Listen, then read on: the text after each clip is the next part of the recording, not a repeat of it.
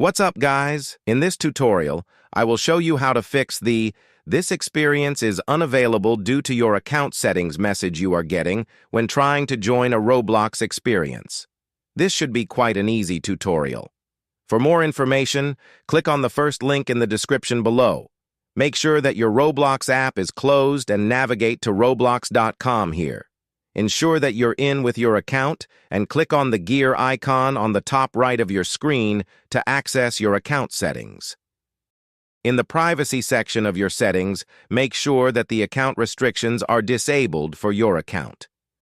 This should already fix the problem you are facing when trying to join a Roblox experience. If the problem persists, then make sure that the "Who can message me?" Who can chat with me in-app and who can chat with me options are not set to no one. You can set this to everyone, friends only, but not to no one.